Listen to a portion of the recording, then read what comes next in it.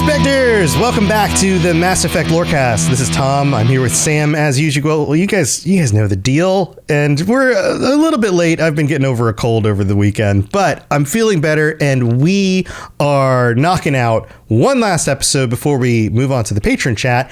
And Sam, who are we talking about today?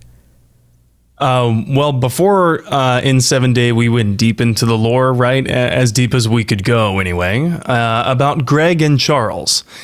Now, it's time to talk about Dick. What? Yeah, Dick Jenkins. Also known as Richard Jenkins. Yeah. Oh. What were you thinking about? The word dick. Because it was... Anyway, yeah, we're going to talk about... We're going to talk about Dick Jenkins. Good old Private Dick. Good old Jenkins. Oh man, we're hitting all the big popular characters lately. We're going. Yeah, oh yeah. Oof, good old Dick Jenkins. Private Dick Jenkins. Yeah. And Nihlus Kyrick too. Private Jenkins. But yeah, let's talk about Private Jenkins first. Yeah. Okay. So wait. Like, doesn't he die? Doesn't he just like? He's a red shirt. He's the equivalent of like in Star Trek, like the red shirts. Like he's the guy that like shows up in an episode and everyone's like, oh, seems like a nice dude. Let's go down on the planet. And then he's the first one to get like blasted in the head. Right. Yeah, exactly. And that is him. He's the trope. And for people who are listening to this and not watching our Twitch stream, I'm wearing a red shirt today.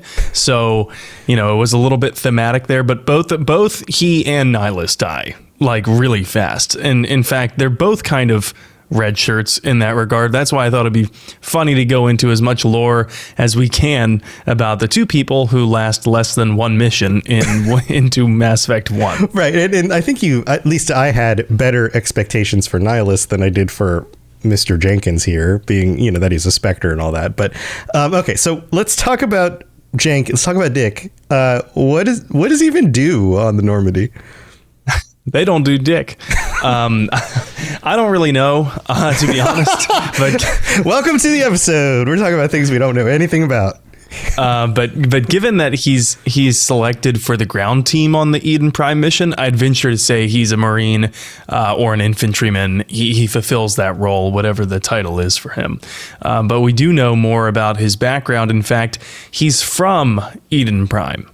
So he's going back home, if you want to call it that, during this mission, and that must have made him feel at ease, maybe wrongfully so. So we can hear him talk about his memories of Eden Prime. We have a clip here. You're from Eden Prime, aren't you, Jenkins? What's it like? It's very peaceful, Commander. They've been real careful with development so you don't have any city noise or pollution. My parents lived on the outskirts of the colony.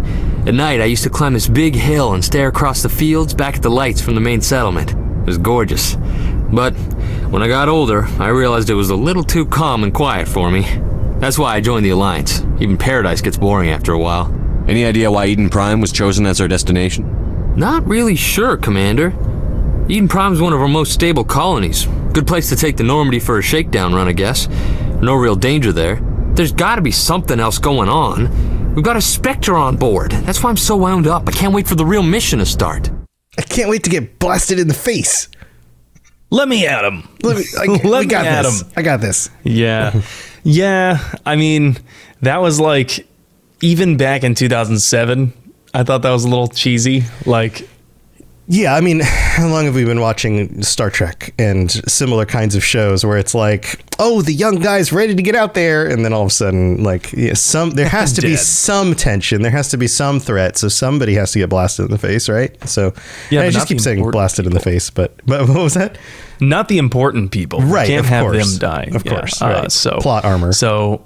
Yeah, exactly. And I also think that his background with Eden Prime kind of fulfills the whole trope of farm boy goes to war kind of thing, and he has romanticized it, certainly, but then he talks about, oh, I got back home, like he might as well be saying, I got myself a girl back home, she told me she'll wait for me. You know what I mean? My dog's waiting for me to get back, and my girl, and the diner's just not going to run itself in that truck. I've been thinking about fixing up that truck for years. Oh, how I miss Tom's flapjacks. Oh, and Uncle Jimmy said that he's going to give me his guitar one day, and I was going to play it. I was going to play it up on stage and then propose to my girlfriend who's waiting at me for me at the diner. And that's what he mentions while he's dying. His final breath to Shepard is, "Please, go and play the guitar, and at the diner for my fiance." Tell her I love her. What song should we play? I don't know. We didn't Smoke have a on the song yet. Water. In fact, we hadn't even gone on a date, but I can't get her out of my head. Wait, what? Smoke on the Water? Yeah. Freebird. Play Freebird. It was our favorite song. Yeah, or Wonderwall. There we go. Oh God. All right. Yeah, that's the trope that I think Jenkins kind of exemplifies there. And it's just like he is, you know how like some women are criticized as pick me women and pick me girls? Yeah. He's a pick me boy. He's a pick me boy. He's very much a pick me boy. Okay. So, what do we know anything else about him? Like what else is going on here? Right. Yeah, he has kind of a cavalier attitude, like we mentioned. It is interesting. He refers to this whole mission as a shakedown run.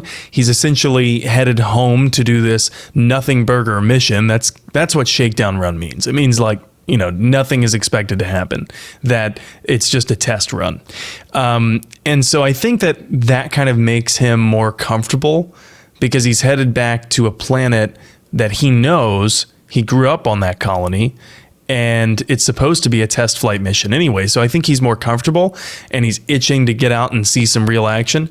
But he's also got his suspicions about the gravity of this mission. Right, you got a Spectre on board, right? Like that's clearly something's going on.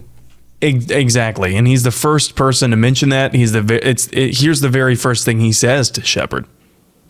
What do you think, Commander? We won't be staying on Eden Prime too long, will we? I'm itching for some real action. I sincerely hope you're kidding, Corporal. Your real action usually ends with me patching up crew members in the infirmary. You need to calm down, Corporal. A good soldier stays cool, even under fire. Sorry, Commander, but this waiting's killing me. I've never been on a mission like this before, not one with a Spectre on board. Just treat this like every other assignment you've had and everything will work out. Easy for you to say. You proved yourself in the Blitz. Everybody knows what you can do. This is my big chance. I need to show the brass what I can do. You're young, Corporal. You have a long career ahead of you. Don't do something stupid to mess it up. I like how, the voice actor for his character is very compelling. Like, they're like, here's just a handful of lines. Give it your best. And he's like, you got it. It's like, I'm going for the Oscar. Yeah. Right. No, his voice actor did a fantastic job because he perfectly conveys that trope that we were talking about. It's clear even through the tones of his voice that he's romanticizing war, right? Yeah. Like, yeah. That seems to be maybe why he went into the Alliance and to get away from the farm, as nice as those flapjacks are. I don't know what that accent is, by the way. It's like generic middle America. Who knows? Yeah. And we even heard from the way that he talked about leaving home. And the other two voices in that clip, of course, are Paragon, Shepard, and Chakwas. And Chakwas had at that point already seen some shit. So there's already some jadedness there. Yeah. As had Shepard, because he mentions, his involvement. And then, so for both of them, I think that this raises alarm bells because they know the true cost of war. And they see this anxious kid trying to just, let me at him.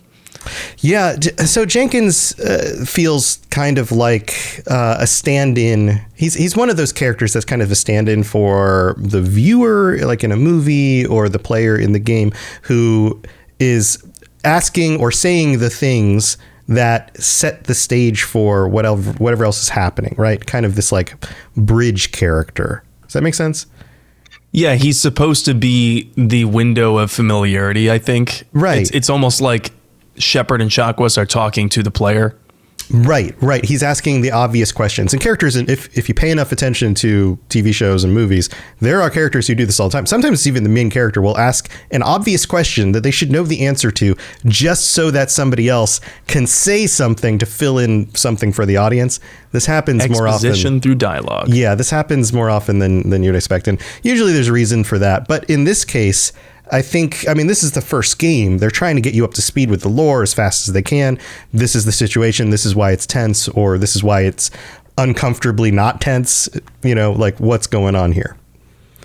Yeah, I knew he was going to die right away. Right. Like, it's just, like we mentioned, it's just kind of that trope. He's got particular thoughts on human-alien Citadel relations.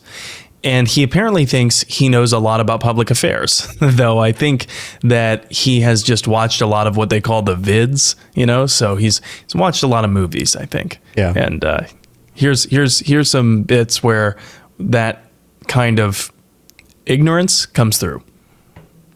What do you know about the Spectres? Basically, they're a shadow organization with a mandate to preserve and protect galactic stability. Protect it at any cost. Don't forget that part. Spectres operate above the law. How do you control agents with unlimited power? I suppose the Council could revoke the Spectre status of an agent who got out of hand. At that point, Citadel Security Services would take over.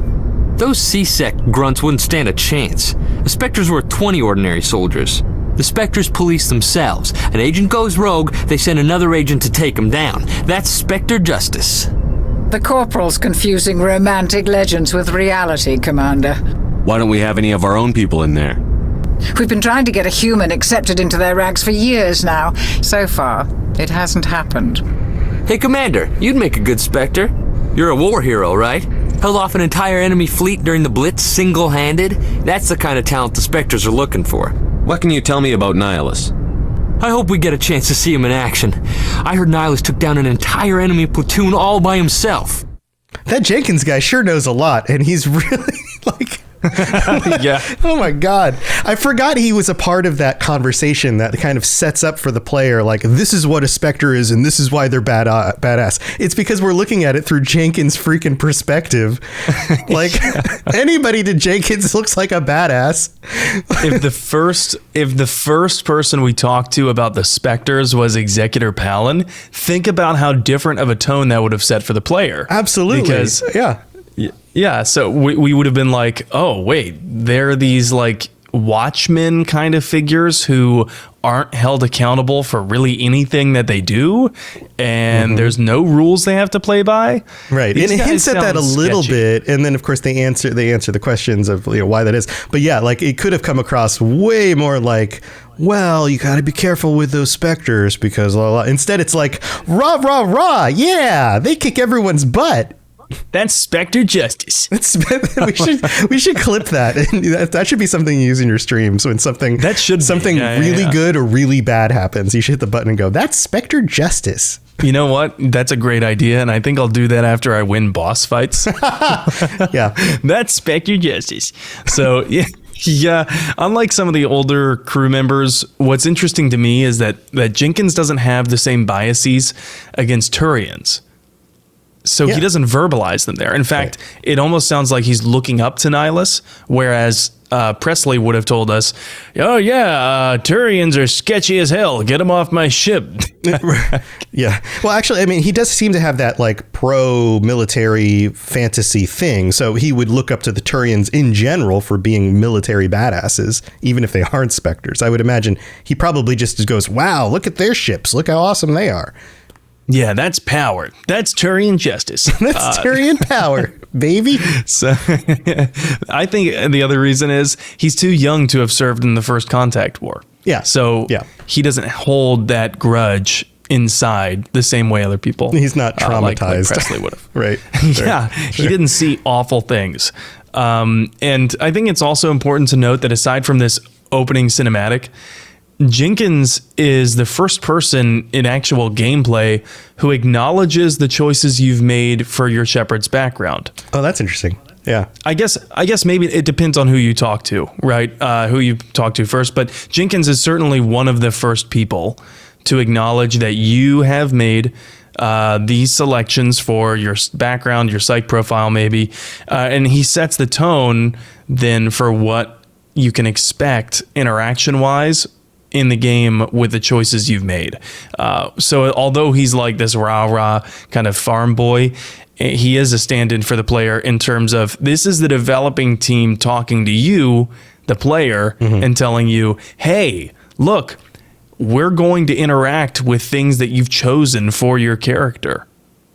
Yeah. So, I mean, it seems like a necessary piece of the puzzle. And once you shine a light on it, you like nobody's going to play through the first game again and not after listening to this episode and go, it's going to become very obvious when Jenkins shows up. But yeah, I mean, the fact that like it hasn't bothered me. I mean, it seems a little bit heavy handed, but it hasn't bothered me to this point. I'm sure a lot of people just kind of go through the game and it doesn't stand out too badly. So it must work. I think it does. I think it's pretty campy, but it's also like, Mass Effect has become a cult classic. So I feel like Jenkins fulfills the critical role in that cult classic of like, this guy isn't too serious. He's going to die soon. A certain measure of camp. Like that's part of the ingredients in that, right? It needs to just sit a little bit. There you go. Yeah. All right. So, I mean, he doesn't survive though, right? Yeah. He's dead. Yeah. Real quick. It's a real Yamcha moment for my Dragon Ball Z friends, but it serves a purpose. This game lets you know right off the bat, people on your squad are going to die, and sometimes there's nothing you can do about it. You can't save them all. And that is a lesson that I think sticks throughout the series, through Mass Effect 3 and Andromeda. Because, it's one of the lessons we're taught right at the beginning, Mass Effect 1, right at the beginning of Mass Effect 3. The child dies, shot down in the aircraft from the Reaper. Yeah. And it's a repeated lesson that's intentionally put in there so that we understand the toll, the burden it's going to take on Shepard. And the stakes of, even as a player, the stakes of the game, just because you come across a character and you feel like they're going to become a companion, doesn't mean they are necessarily safe. Exactly. And it is kind of a mindfuck that way because we're allowed to rank up his skills. So we think maybe he will be around for a little while. Yeah. And that was a deliberate action from the team, I think, so that we could, A, understand how the skill system works, and B, get a little bit more invested in Jenkins than maybe we otherwise would have. I wonder, so before we move to the next section, just off the script here, you would be really nuts is if somebody did a mod where Jenkins survives and then becomes I think that has been done. Has it been done? And then he becomes like a key character through the next 2 games? That would be even crazier. Actually, I don't know how that would work. Maybe you'd just have to, there's like a really I can think of a poor man's mod version to do that, and you just replace the Caden model with Jenkins. Yeah. Okay. That would be an easier way to do it, but that would be really funny to be like, oh no, we're going to totally voice out this character and he's going to be in all 3 games, just like any of the other main characters. Yeah, that would be hilarious. I won't be surprised if that kind of thing happens more with Mass Effect as AI becomes more intelligent, and you've seen there's Skyrim mods with fully voiced AI companions. Yeah. It's not ethical, and I haven't installed them because it is taking from other voice actors. Another way to do it would be to just voice act his parts, replace the few lines that he already has with a new voice actor, and then voice act all new parts with a new voice actor.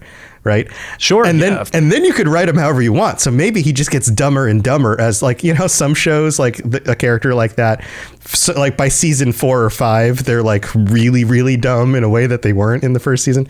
He feels like the perfect character or something like that. But if you wanted to pay someone and be like, hey, you're going to be Jenkins in this mod, which mods are always free anyway, unless you're that kind of mod author. But then, I would totally be down to download that kind of mod, Jenkins Forever mod. Yeah, you could do the voice. They could just get you to do it, and you could be Jenkins. I would love to, if someone out there is a mod author and is thinking about making a mod like this, just hire me as Jenkins. There you go. I promise you won't regret it, Commander. Commander? All right. So does Jenkins ever come up again, or is this it? He's mentioned as a callback by Chakwas in one of her stories in Mass Effect 2, which is nice. It reminds you that the game isn't just this sitcom where one episode doesn't have a bearing on the next episode. It has continuity, and it helps us feel like the lore is this living thing. And it also is a nice reminder that Chakwas doesn't forget about the people who served with her. Yeah, that makes sense. I mean, he is a character, even though he doesn't last very long. So it makes sense that there's still a little bit more in there. So is that it for Jenkins? His name is on the memorial wall in the Normandy in Mass Effect 3. But yeah, that's pretty much it. Unless I've missed something. And if I have, I'd love to hear from our listeners. Awesome. Well, let's go thank our patrons, and we will be back to talk about Nihlus. So don't go anywhere. Message coming in. Patching it through. I am sovereign, and this Lorecast is mine. I like the sound of that. All right, this is the part of the show where we get to thank our patrons and welcome our newest patrons, Alyssa I and Ace Out of Time. Welcome to the Patreon. I'm glad you guys are here. I hope you're enjoying the ad-free episodes and anything else that you signed up for. And thank you to all 66 of our current patrons, including our Shepherd tier patrons, Kulkashins, Edboy, Kirasi, Lieutenant Tocino, and William. Thank you so much for your support. If you are interested in helping to support the show and getting things like t-shirts and stickers, joining us for patron chats, which, by the way, are coming up at the end of this week. This episode is going to go up as soon as I have it edited and ready. But that will be on the 24th, which is for us in the US the day after Thanksgiving. So hopefully that doesn't get in the way. It's the last Friday of the month. So let us know. Chime in on Discord. Let us know what you want to talk about and all of that. And we've got some, by the way, that's patreon.com/Mass Effect Lorecast. We got some new reviews that came in. And if you leave a 5-star review on Apple Podcasts, we'll read it out on a future episode. This one comes from TJ Bridges in the US, who writes, "Information is my weapon. Robots, it's good." That's the title. And they do have one critique for us. They say, "I have to say my one issue/negative first, then give all my praise afterwards. The only thing that breaks my heart is when a new episode is not available. Like this last week when I was sick. I really look forward to it weekly. Would love more consistency on that front." And, we do our best to get it out there every week. I think we might miss a launch day 3 or 4 times a year at the most. So that's like regular vacation schedule, right? You get a few weeks off every year.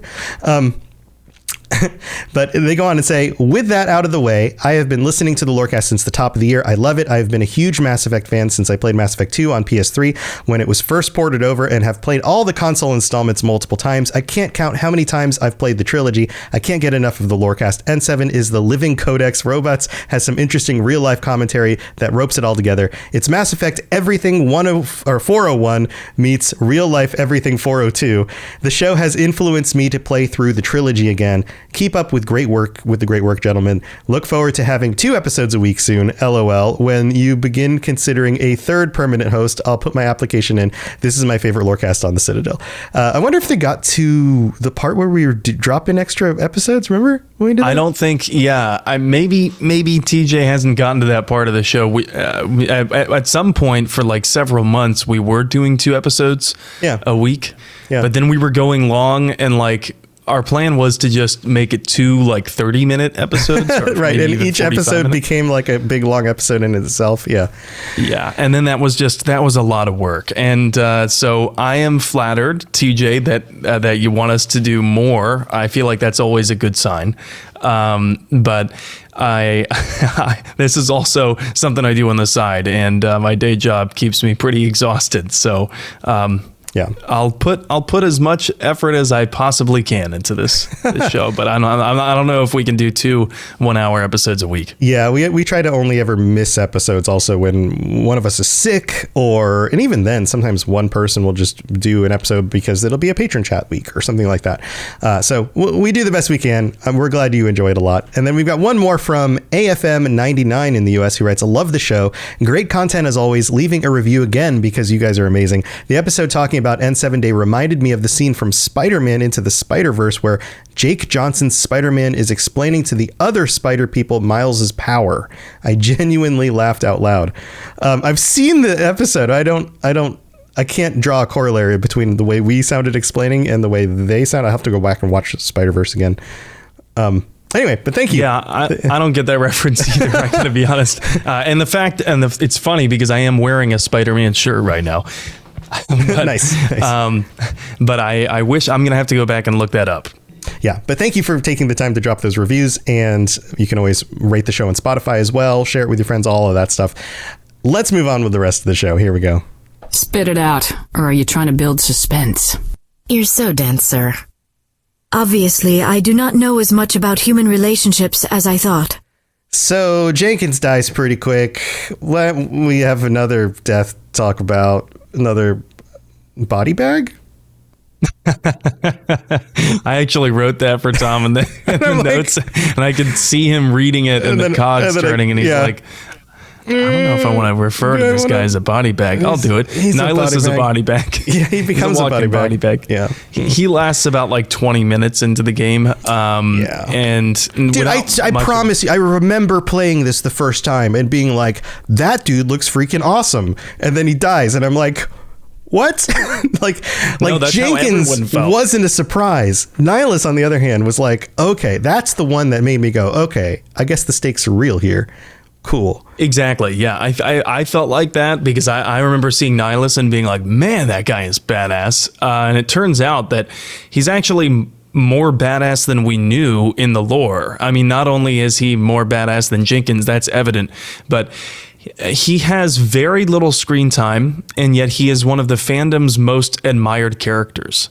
So what we're going to get into might change some people's minds for Nihlus's full history, but let's talk about the background that I think people admire. Most of what we know about him in terms of the lore is actually from conversations with other people, not with Nihlus, because he gives us some exposition into the game and the Mass Effect universe itself.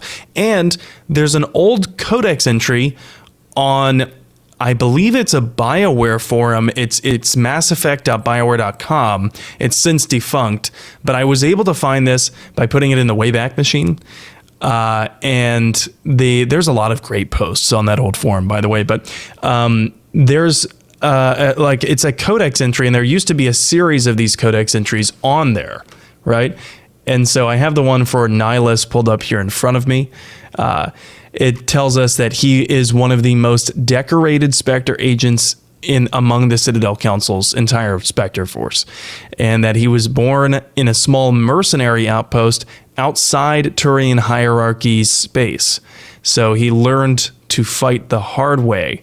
Or he learned the hard way, rather, to fight for what he wanted. He learned how to fight very difficultly. Okay. Yeah, all right. They strapped cinder blocks to his knees and threw him in the bog and then said, fight your way out. By the way, here's some piranhas. Well, okay. Yeah. So he also is like a victim of childhood trauma. His dad died when he was 16. And then his mom forced him to join the Turian military, which is actually interesting that the old codex entry would say this, because as I understand it, Turian military service is compulsory. Right. I wonder if there's different types of military service, if there's like the compulsory, but then there's like the officer track, like there's that kind of thing where like at 16, he could have gone into some sort of program that would have focused on military for a lifelong career rather than just being a time of service, something like that. Yeah, and I bet it would be different if you were like a noble's kid, right? If you were like part of the landed gentry of Turian society. Or maybe it wouldn't. Maybe, if your father was a general, you're definitely going in the military. I don't know. But for Nihlus, it's not that case because he was viewed as an outsider, and the Codex says it made his life harder because he was always at the top of his class, and yet people didn't accept him. Yeah. The whole stratification of different social structure and all of that. Yeah. And you could probably tell that because of, if you go back and listen to our episode on the Turians for our listeners, we talked about the face paints and the different facial markings and how that was used to identify basically which tribe or nation you were a part of, or which family, rather. And I'm guessing that with Nihlus's face paint, it was very evident for anyone where he came from, or maybe because he was an outsider, they looked at his face paint and thought, I don't recognize that at all. Right. You're clearly an outsider. This is you're part of some other tribe or something like that. Your family holds no political power, clearly. Yeah. But he did really well for himself. Like, he was able to prove himself. Yeah, absolutely. And his skills were like I said, top of his class, the Codex tells us. The Codex also tells us, as a soldier, his skills were unquestionable. His attitude, however, often got him in trouble. So here's another way in which he is diverting from the Turian standard, right? Turian standard is very, you accept the commands of your superiors, you follow them to the best of your ability, and you don't ask questions. Well, here's Nihlus's attitude. On several occasions, he disobeyed direct orders to do what he thought was best, the Codex says. Although his instincts were usually proven right, his notoriety grew. Even when he single-handedly routed an enemy patrol and saved his squad from ambush, his commanding officers berated him for his recklessness. His military career seemed to stall before it even began. So there's some fact behind Jenkins' comment about him routing an entire enemy group or whatever. Yeah. I mean, though Jenkins sounded like he was embellishing, there's some truth behind that, and it looks like Nihlus is reminding me of the kind of guy who is extremely great at his job. Mm-hmm. You know what I mean? Mm-hmm. But maybe because he came from he's not one of the cool kids. He's not part of the popular kids. His family name is not recognizable in the town in which you live. And because maybe I can imagine him, because he was so proficient at his job, people were laying on extra work onto him. Yeah, I would imagine sometimes in those situations too, when somebody identifies you or people identify you as being particularly good at something, you also get a pass for other stuff. Like, he's so good and competent that sometimes he just doesn't follow all the instructions, but that's okay because we're willing to deal with that because he's so good at what he does. Yeah, I'm thinking that from the Codex here that the Turian society wasn't going to give as much room for that, and especially not for an outsider. So I'm thinking, even though he was, extremely skilled as a soldier, he was given even a harder time. I think he was probably under extra scrutiny. Yeah, but he didn't get straight up kicked out. He just got kind of transferred a few times, is what it seems like. So that's right. He was reassigned to a new squad. I guess it happened multiple times. And ultimately, he was introduced to none other than Saren Arterius. Yeah, this is really interesting because, we all know about Saren, but these two come together and it actually helps Nihlus become a Spectre. Saren is like a serious crossroads for a lot of different major characters in the series. I mean, of course, there's Shepard's interactions with Saren, but here's Nihlus, and the Elusive Man also has a history with Saren. So Nihlus met Saren, and then I guess he made a real good impression on Saren, which I'm not sure if that's a good thing, knowing who Saren is, you know what I mean? Sure. But they became friends, and then as we hear in some dialogue in Mass Effect 1, actually between Nihlus and Saren, you can tell that they're pretty close. And it was apparent that Saren was Nihlus's mentor, and then Nihlus was the one who actually recruited Saren into the Spectres, believing and having witnessed Nihlus's skills. Shepard. Oh crap! I'm prepping the video, and I accidentally played it. So yes, I'm sorry, I got distracted. Next, what do we do next? So I was going to mention that the fact that Nihlus wasn't good at taking direct orders, and he would disobey these things. He was basically the embodiment of renegade, right, for the morality system in Mass Effect. Because he was like that, it actually allowed him to be a better Spectre. Be that good or bad morally. Right. Because as a Spectre, you have to make those kinds of snap decisions, and you're not just reporting up the chain anymore. So, yeah. Yes. Yeah. We knew he became one of the Council's top agents, and he's gone on a lot of missions. He's apparently cool under pressure. That much is evident from the very little we actually get to interact with him in Mass Effect 1. And the Codex also says, and I found this interesting, he has an uncanny ability to find an enemy's weakness and exploit it. Though his methods aren't as brutal as Saren's, he will not hesitate to efficiently and thoroughly eradicate anything or anyone that stands in his way. Now that sounds a little dark, doesn't it? Yeah, well, it depends on if you're on the same side or not, right? Like if that person is on your side, then you're like, okay, this is great. But yeah, but I'm thinking of like, the classic tales of heroes that we were taught growing up, that true heroes protect the weak, and there are some things that heroes will never do. Sure, because yes. Although it could help them get their job done quicker, it would be wrong to do so. Right. But I feel like we rarely see that actually play out in real situations. Most of the time, the heroes end up doing what they need to do, and then the history books kind of whitewash it in post, if that makes sense. I'm not justifying it. I'm just that, especially during times of desperate times during war and those kinds of things, oftentimes those moral boundaries get pushed because it's more important to win than it is to follow your moral compass, because that might mean you lose, and then that's no good for anybody. So like, oftentimes the heroes end up doing that. They end up being like Nihlus, and then they get celebrated for carrying the day and doing, nothing was going to stop them from achieving victory for us, that kind of thing. That like uber patriotic, like stop at no cost, everyone's the enemy sort of thing, which isn't really real, but sometimes is necessary. I'm not justifying it. It's a weird thing. I think it comes down to viewing the difference, and if you can differentiate between doing what's right and winning. Right. Not all the time. Yeah. Yes. Is do the ends justify the means? That kind absolutely, of thing. Absolutely. Yeah. And from a moral standpoint, absolutely, there's a huge difference between winning and doing the right thing. Sometimes losing is the right thing to do, or sometimes potentially losing because you're going out of your way to do the right thing is actually the right thing to do. But oftentimes when there is an entire group of people, an entire army, an entire nation behind you, the winning becomes the thing that most people think is also the right thing to do, because it includes their lives or whatever.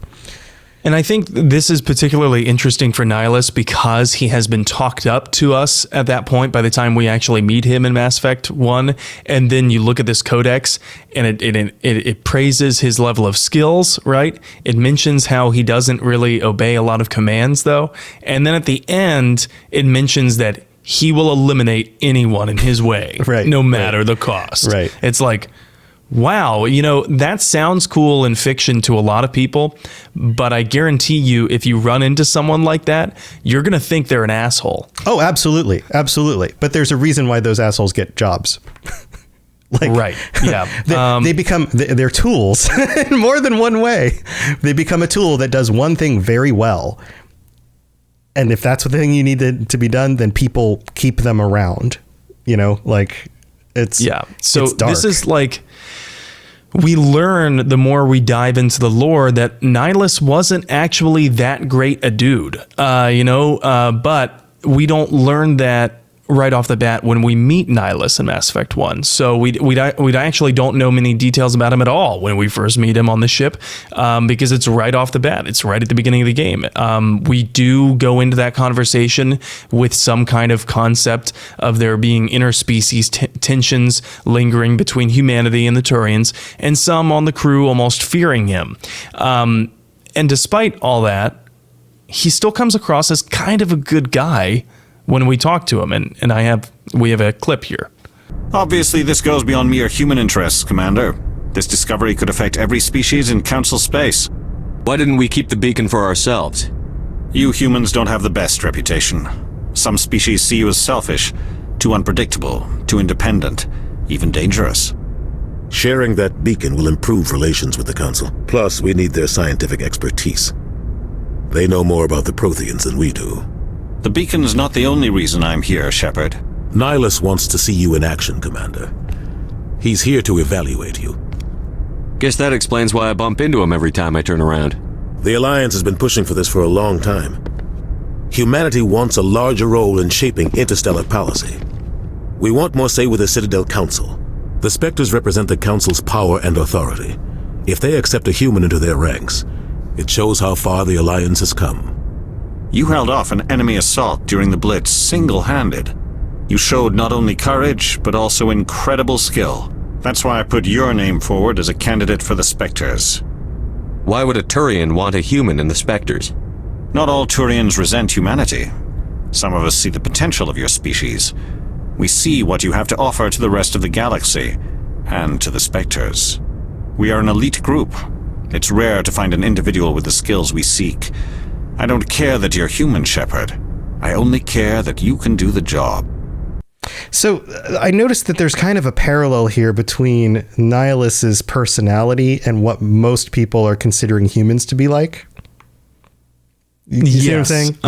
Like and unpredictable, willing to do dangerous things, and this, against the odds. Like, yeah, maybe he finds some kindred spirit in humanity in that regard. And by the way, thanks to Kane Shepard on YouTube for that clip. But in terms of how Nihlus is talking about, Shepard asks, why would a Turian put a human's name forward for the Spectres? He's so surprised, right? Because he just expects that Turians would resent and hate humanity. But Nihlus is quick to say, well, not all Turians resent humanity. In fact, I see your potential. Now, I think that this is interesting because he says, I don't care that you're human, Shepard. I just care that you can get the job done. At first, that sounds good because it's like, oh, good. He's not being xenophobic of my race. Yeah, which is a good thing. So thank you for that, and thank you for breaking the mold. But then you dig a little bit deeper, and it's not because he actually cares about humanity in any capacity. It's just he views Shepard as a tool to get the job done. Right. Yeah. So that's why I said that he comes across as kind of a good dude off the bat, because he's breaking that mold of the angry Turians not liking humanity. But then you dig a little deeper, and we see that Nihlus was doing things the way that he was basically taught. Saren recruited Nihlus, not because I think Saren noticed some stellar heroic morality in Nihlus, but just about sheer skill. And maybe it comes across a little bit like a meritocracy thing with Nihlus, which isn't surprising because the Turian society is supposed to be a complete meritocracy. But we learned some more stuff a little bit later on about Nihlus, but before then, he dies. Yeah, he doesn't stick around very much. Very long. No, he doesn't stick around for very long. Yeah. So here's his death. Nihlus. This isn't your mission, Saren. What are you doing here? The Council thought you could use some help on this one. I wasn't expecting to find the Geth here. The situation's bad. Don't worry. I've got it under control. And then he's dead. And then Saren guns him down, shoots him right in the back of the head. Total betrayal. But I gotta say, if Nihlus wasn't so insistent on I work better on my own when he was in that drop and they're approaching the drop zone, maybe that wouldn't have happened. But he dies shortly after that. We hear a gunshot, and that's the end of Nihlus. That's how he dies. So do we know anything else about him? I mean, we've been talking about that kind of darker side and his willingness to kind of do anything. Yeah, well, we know he wasn't actually the greatest dude, at least according to Samara in Mass Effect 2. She tells us that she actually fought him before because she saw him kill an unarmed civilian. Oof. And presumably while he was on a mission for the Council as a Spectre. So here's Samara talking about that. Why did you fight a Spectre? A Turian named Nihlus. He may have been on Council business, but I witnessed him kill an unarmed civilian. Following the code, I attacked. Nihlus seemed like an honorable Turian, and a good Spectre. He may have been. However, killing unarmed civilians is wrong. How did the fight turn out? I had the advantage, but he was good. He returned fire and tried to run. We played cat and mouse in the wilderness for 2 weeks. It was exhilarating. Finally, he created a situation in which my only options were to let an innocent die or pursue him. The code compelled me to save the innocent, and he escaped. I admire how he adapted and used my code against me. Ah, the old, speaking of Spider-Man villain tactic. Yes. Spider-Man, either you save Gwen Stacy or this entire bus full of puppies. Right. Yeah. Also, 2 weeks of exhilarating cat and mouse in the wilderness. That's exhilarating cat and mouse. Thanks to Gathering Ghost on YouTube and then the previous clip, Mass Effect World on YouTube for those clips. But, although I question Samara's own morality, I do trust her to tell me the truth. Mm-hmm. We talked about how the Justicars a while ago, we talked about how rigid they are in their code, and that I don't really agree with that. There are circumstances that change some things, but I do trust Samara to give us the unfettered narrative of, as best she can, how she witnessed things. So I feel like we can take her account there with a lot of heavy weight. Yeah, I agree. Okay, so what about his death and what happens afterwards? Right. Like we mentioned, he's betrayed by Saren at the spaceport on Eden Prime, shot him right in the back, and since Saren was his mentor, he never saw it coming. So quite the opposite of Jenkins, who charges headfirst into battle and then just gets lit up by Geth. Yeah, poor Jenkins. Yeah. I mean, I guess it's true to his name. He charges right into battle and gets destroyed. Leroy Jenkins. He just Leroy Jenkins himself. There's a lot of funny clips of the, audio from the Leroy Jenkins playing over top of when Jenkins goes in. But to be fair, Shepard did order him with a hand signal to advance. I wonder if the actual Leroy Jenkins clip happened before or during the development of Mass Effect 1. Is there any actual... That was an early aughts thing. Yeah, but development takes multiple years. I'm wondering if that was actually an influence. Maybe this was a reference to World of Warcraft. Oh, I wouldn't be surprised. Yeah. I wouldn't be surprised at all. But those are two very different deaths, because here's a guy who's incredibly skilled, very courageous, Nihlus, and he gets betrayed because he's shot in the back of the head when he's least expecting it. And then here's Jenkins, not experienced at all, way too gung-ho, gets gunned down by Geth right in front of Shepard. Yeah. This is dangerous for everybody. It doesn't matter if you're a Jenkins or a Nihlus. It teaches players lessons really quickly. Not everyone's trustworthy, and sometimes heroic type figures are going to die with little heads up. And then there's other characters who, just die with little fanfare because that's war. Yeah, the chaos of war. So... Hey, at least they did that part really well. Yeah. But I did want to kind of wrap that up with Jenkins was a pure soul. I don't think that Jenkins ever did anything morally questionable like Nihlus. I think it was pretty clear there from what we heard from Samara. Nihlus is manipulative. He believes the ends justify the means, and I think it speaks for himself. He was endangering innocent, maybe not innocent, but unarmed civilians when he clearly could have just taken them into custody if he already had a hold of them. Right. Yeah. Not the best dude in the world, but okay. Yeah. And I also found this part pretty interesting, that when Nihlus died, all of his personal files went to Saren. Because he was another senior Spectre and that was his mentor. So maybe he had signed some kind of will, or maybe that's the protocol for where the files go. But these probably gave Saren a very good idea of Shepard's background, since Nihlus was recruiting Shepard. So Nihlus would have been building a dossier on Shepard to present the council after that mission. And I think that is probably why Saren is so influential over the council, and he knows exactly the right things to say based off of Shepard's background, Shepard's personnel file, and it probably also helps him in trying to avoid Shepard after it's revealed that he really was behind Eden Prime. Yeah, it's having some insight about somebody who is going to become your enemy. Like, absolutely. That's really interesting. Yeah. That's really interesting. All right. Well, that's Jenkins and Nihlus. It's going to wrap it up for this episode. Cool stuff. I mean, short-lived characters, but still interesting.